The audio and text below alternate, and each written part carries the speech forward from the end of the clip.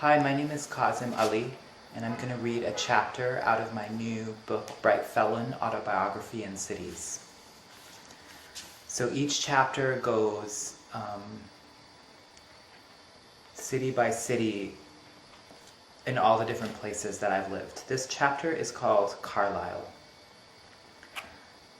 I lived in Carlisle in 2006 and 2007.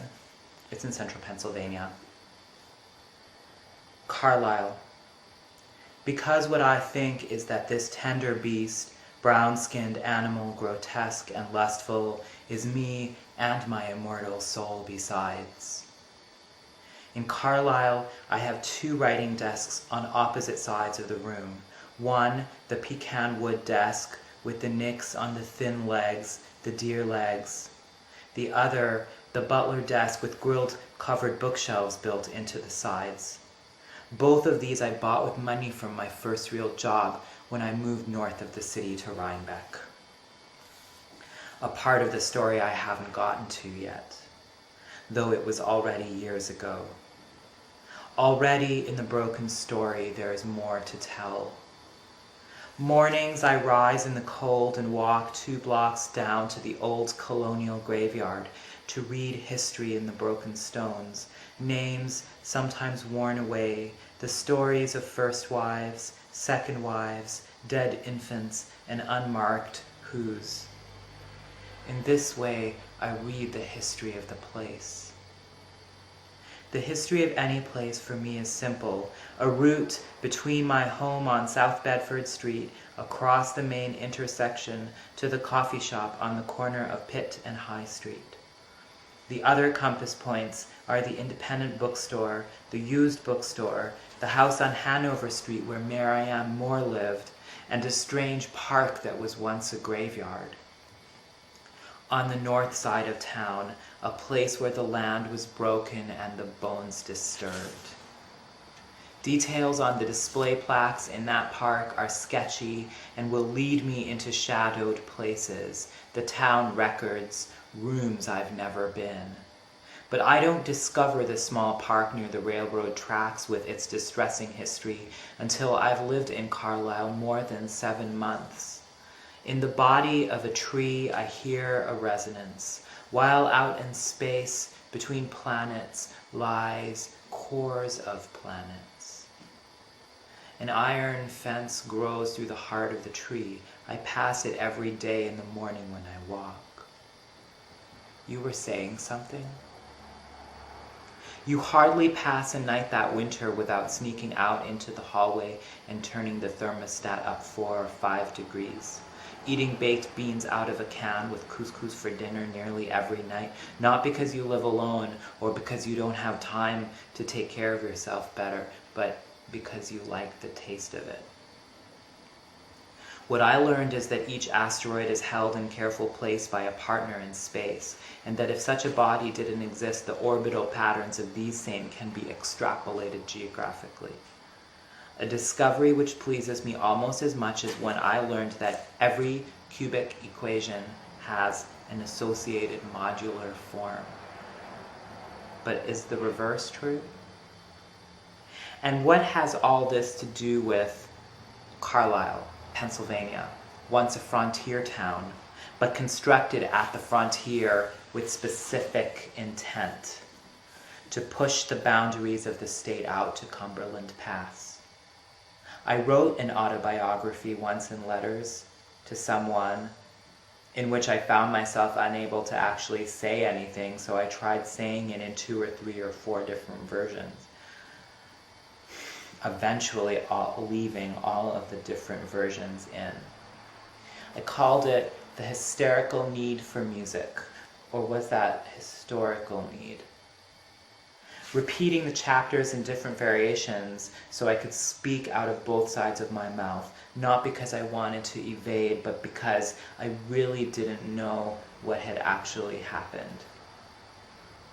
The county jail, Gothic, Redstone, still stands at the corner of Bedford and High Streets. Though it is offices now, the inside's completely refurbished with industrial-grade carpeting, drop ceilings, and fluorescent lights. You have to squint at it to be fearful, though death it still tells. A white man crushed in riots when he tried to sue for the return of 2 of his slaves that had escaped to the north. Needing to check whether or not he won his case.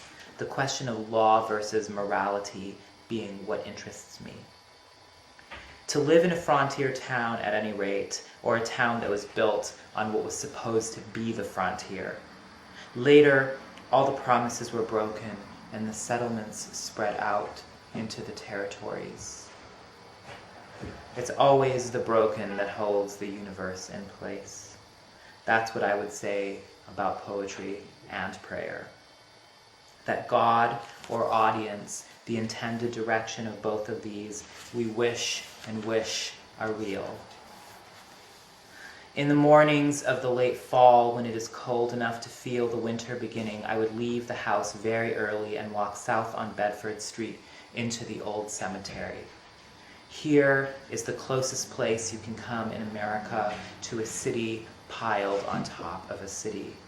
Not like that in Cairo, where the city sedimented itself and we walked down the Greek streets themselves, saw the churches hidden underground, accessible only by otherwise unmarked staircases in empty courtyards.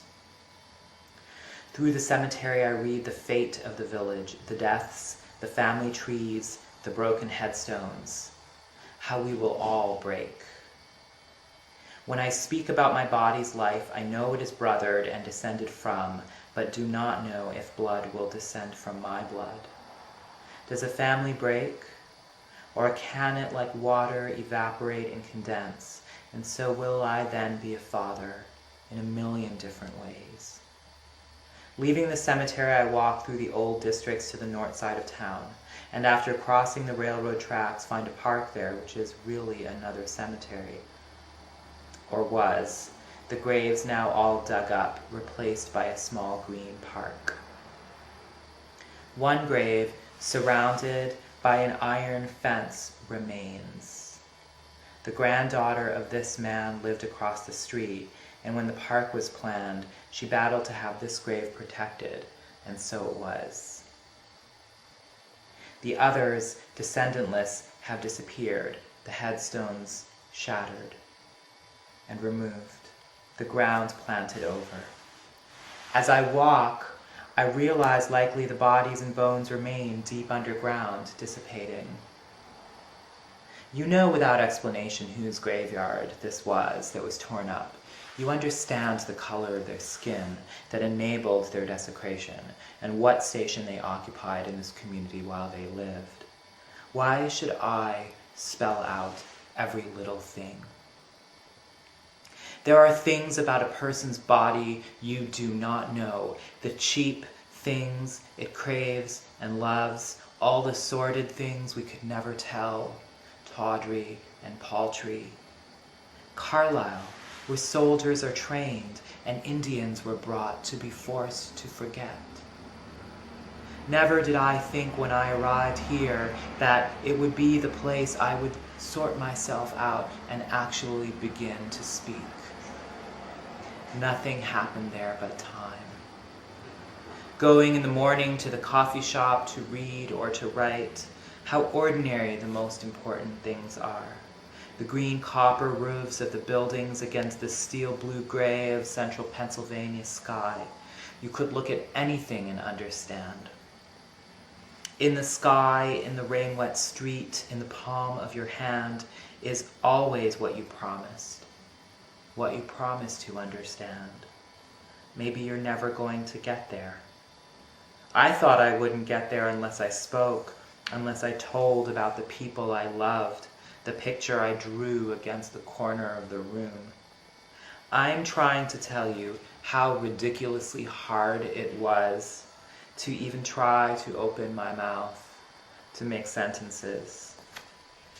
How silence can fill every space. To drown in a river or to lift the water up and let the drowning be your guide. I trudge along the street unbaptized and criminal according to some religious laws. Lonely brother, middle child, only son. Is it written on my skin, my friend asks? Is that why you could never go on pilgrimage, never go to Mecca? Why would I want to go to Mecca? Because there a stone fell from the sky? But more importantly than that small thing, that is where a mother refused to believe. A mother refused to believe the obvious. I am alone in the desert with my son. His breath rattles in his throat. We have been left here by the patriarch who promised to return. Sound familiar? He left us, and we were promised by God to safety. This is the question of faith on the frontier. You were promised deliverance, and yet there you are, no water in sight.